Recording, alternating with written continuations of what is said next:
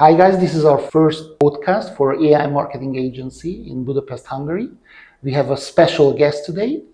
His name is Marcell. Hi, I'm the special guest. Yes. Thank you. And he's going to talk about education and the development of AI in that area. Marcell Tanai. Hi. He's the head of Prooktatás. And I have a really interesting question. Many people ask that whether AI will replace them at their jobs if they are programmers or they want to learn how to code, how to develop websites. So my first question actually would would be whether AI will really replace programmers, and what do you do in your school to prevent that? To prevent that. If I can help you. Well, oh boy, listen, I can't tell the future. So, but right now, it doesn't seem to replace programmers. But on the other hand, AI seems to replace bad programmers, people whose job already and performance already wasn't too good, or who could just blindly start coding when they get a task from their boss without thinking in a system. So that's what I see. But actually, if you're good programming, if you want to do a quality job, for these people, there's absolutely still need, and they cannot be replaced by AI because actually they are smart enough to use AI and for them to be more productive. So actually, I don't say it's not a challenging time. It is a challenging time. Sometimes now it's harder to get a job as a junior programmer. It doesn't matter if you finished in our course or in the best technical university of Budapest, you still have some challenges. But once you love this job and you really try to be good at it, you can still start your career as a programmer, web developer, especially data analyst or data scientist, which right now is actually more demand on than before. International statistics actually shows that many people use AI. Around 80% of companies already use AI, but only 5% report that any benefit they have in terms of revenue or advancement. So actually it's not so easy to apply and use AI. So my next question would be, teaching and course provider, how would it affect your courses and everything? How you teach this new AI development? Oh, it's quite affected, but not only at Prooktatás, but all in public education, and not only in Hungary, but all over the world. It's a challenging time for education because all of a sudden, people in every country, students in every country started to make perfect exams, which wasn't the case before. And they are too good all of a sudden. So before it was 60%, 70%, maximum 80% when they made an exam in university, and now all of a sudden it's 98% for everybody. And well, it's still a question how in education we will solve this problem. Right now, what I can see now is that institutions and schools try to make live exams where basically the students can't cheat, and this is the way we start moving in that direction with Prooktatás too. So students need to write an exam in the end of the course, but after that in a few minutes they need to defend, basically like defending your thesis instead defending your exam, and talk why did you solve it this way, and what did you do here, and if they can explain, then it's right. If you can't explain, you failed. That's what I can do. Other than that, with the education, I think besides for the exams, I think what changes now, it will be less and less important to learn the syntax of the coding and programming itself, or memorizing.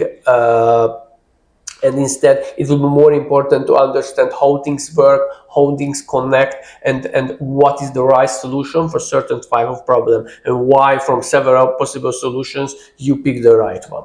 This kind of thinking will be more important than the actual coding, because with the actual coding, the AI will be great help for you. How about vibe coding? Many people can use now these programs that have no idea what they actually do in terms of, for example, Python coding or anything, but they still can create good apps, for example. Well, if they do it in an unprofessional way, just as a hobby, or because they want to try coding, actually I support it. It's great if you try to create something with AI and see if it works or not. I totally support it. But if you want to be a professional and you want to make your living from that, that obviously won't be enough. So no, then you need to learn how to solve problems, how to write a code, and how to find the logical bricks of building of a program. So without that, with a good strong basics of knowledge, you won't be really able to make any kind of programmer or apps. Or if yes, there are certain platforms, but not so much AI platforms, like for example Power Apps, which is nothing, not AI, but it's about more about low code. It's a low code platform. These things can actually work more than just vibe coding with AI. I see. And in your experience, what do you think? How fast developers can learn with the help of AI? How fast, or even faster? How much time they can save in terms of learning and studying? My experience, they can't learn it faster at all. That's my personal experience in our school, because they still need to establish the basics of programming, and they need to learn the skill, the mental skill, to practice. It is a practical area, so you need to do it and practice it and figure out how to solve certain problems themselves, and that thing won't be shorter. So it's not such a big difference with learning. I think actually it can be actually longer, because if you don't want to use your mind, because you choose the lazy way and let AI solve the problem instead of you, then you will learn slower. Yeah, it's very interesting.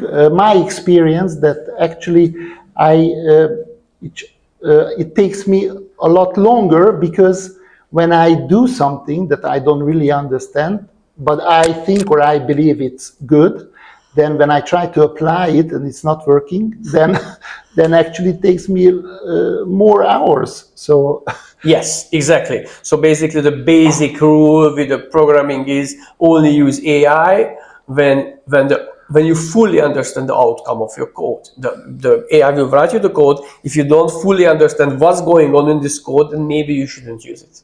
yeah. And besides the technical knowledge, what do you think? What kind of soft skills people need to have in order to develop faster or better, and or even create better results with the use of AI? That's a good question. Let me think. I think you should learn to be more critical thinking, probably.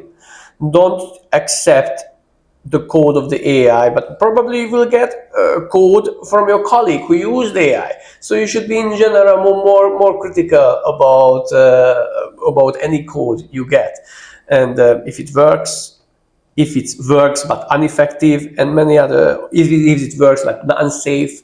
So you should really try to learn critical. You should improve your communication skills, and finally you should be more able to work to see understand things in the system as a part of the system.